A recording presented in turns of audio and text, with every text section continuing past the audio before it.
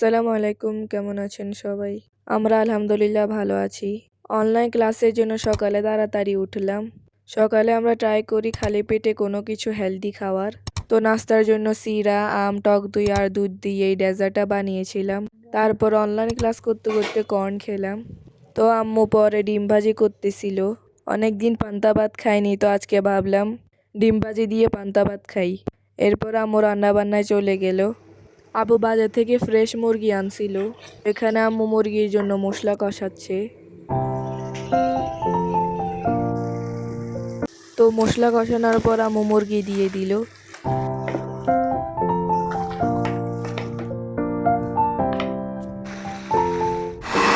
তো আমার স্পেশাল মশলা তৈরি করতেছে মুরগির জন্য। আপনারা অবশ্যই লাইক ফলো শেয়ার করতে ভুলবেন না, আর অবশ্যই একটা কমেন্ট করে যাবেন, আর ইউটিউবে সালমা শাকিলা ব্লগটা সাবস্ক্রাইব করবেন। তো মুরগি কষানোর পর আম্মুর বানিয়ে রাখা মশলাটা দিয়ে দিল। এই মশলাটার কারণে মুরগির টেস্টটা দ্বিগুণ হয়ে যায়।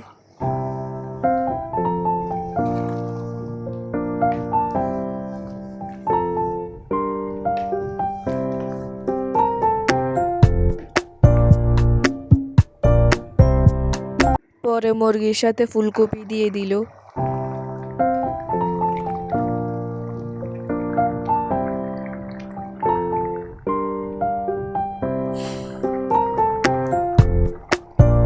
পরে উপর দিয়ে কাঁচা মরিচ দিয়ে দিল। দেখতেই পারছেন কত সুন্দর কালার এসেছে। পরে ধনিয়া পাতা দিয়ে দিল। কাঁচা মরিচ দেওয়ার পর আম্মু ভাজা জিরা দিয়ে দিল টেস্টটা ভালো হওয়ার জন্যে। আম্মু সব তরকারিতেই ধনিয়া পাতা দেয়, শুধু শাক ছাড়া। দেখতেই পারছেন কতটা লোভনীয় হয়েছে। আর টেস্টের কথা কি বলবো, অনেক মজা হয়েছিল। তো সন্ধ্যার দিকে আমার ভাই মরিয়ম মিল্কশেক বানিয়েছিল।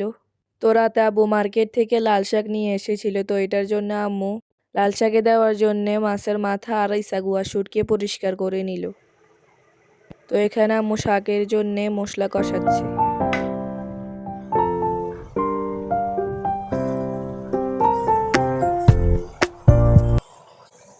মশলা কষানোর পর ক্লিন করে রাখা শাকগুলো দিয়ে দিল।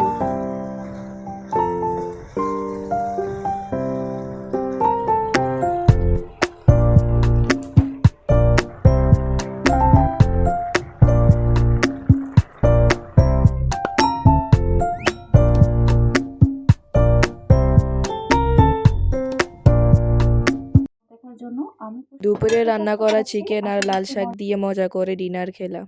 তো সবাই ভালো থাকবেন, সুস্থ থাকবেন, আমাদের জন্য দোয়া করবেন। আল্লাহ হাফেজ। আর একটা কমেন্ট করে যাবেন।